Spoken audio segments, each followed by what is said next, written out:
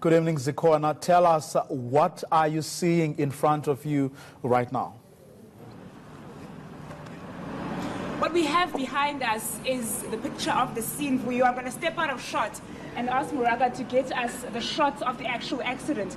There's a truck there that as far as we understand, the truck's tire burst and the driver lost control, and there's also a taxi there. So that's where most of the fatalities came from. There's a 22-seater minibus, as far as I understand, that the truck plowed into, and that as a result caused several deaths. As far as we know, more than 20 people have died as a result of this accident. I'm going to actually talk to an eyewitness, someone who was here at the time that the accident happened, and she actually intervened. She says she walked in, she saw there was still someone that was breathing inside the taxi, and you went in to intervene. This is different. If you can just tell us, what is it that you saw?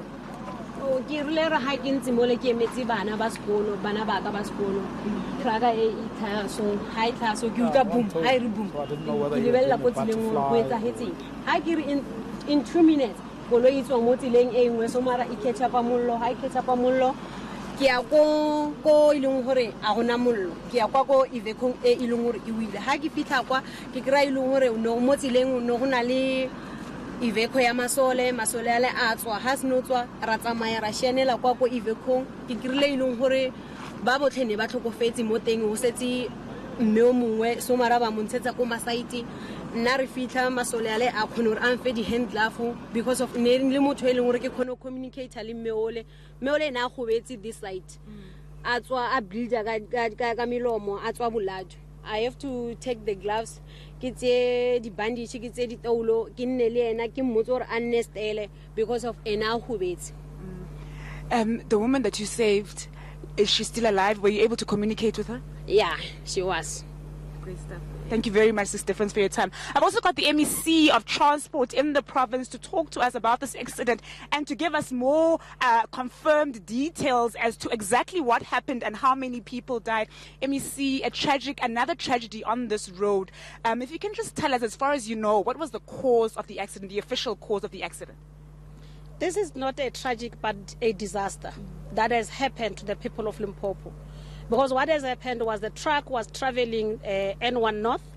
Unfortunately, there was a tire burst in the front right. The next thing, it went over to the other oncoming traffic.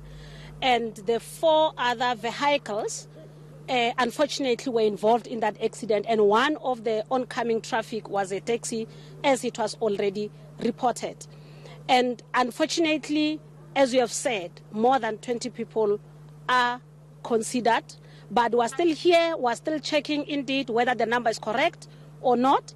But as a province of Limpopo, we are shattered, we're traumatized, because it happens today when I was hosting a taxi Imbizo in the province. I had more than 600 taxi operators, and we're talking about road safety in the province. And I'm saying, I'm still communicating a message that we want to communicate a message that our public transport operators, they must remember to travel safely on the road. And what worries me most is the fact that the accident happens where it is demarcated as a high accident zone. And I think it's now time that I'm calling upon the minister, I'm calling upon Randall, to Sanran, to come back to the province so that we can evaluate how this road can be improved in order to save the lives of Limpopo, because we cannot continue to come here, lose this number of lives, because indeed this is a high accident zone. What else that we should have done as a province? We need now National to come to the party. We must discuss on how best we can be able to improve this road. Do we know where the taxi was traveling to or from? I'm worried about indicating, but I know that it was going to Tembisa, but it's coming from the province. Therefore, we want to await to inform the affected families, because I don't want to shock them here in the interview, but it is coming from the province, and it was going to Tembisa in Gauteng. And we're here with the Taxi Association, and are now starting to communicate with the families and the police. After that, we'll be able to indicate where the taxi was coming from. And the survivors, where have the survivors been rushed off to? The survivors have been taken to a number of hospitals, and some have been airlifted as well, some to Pretoria, some to Polokwane.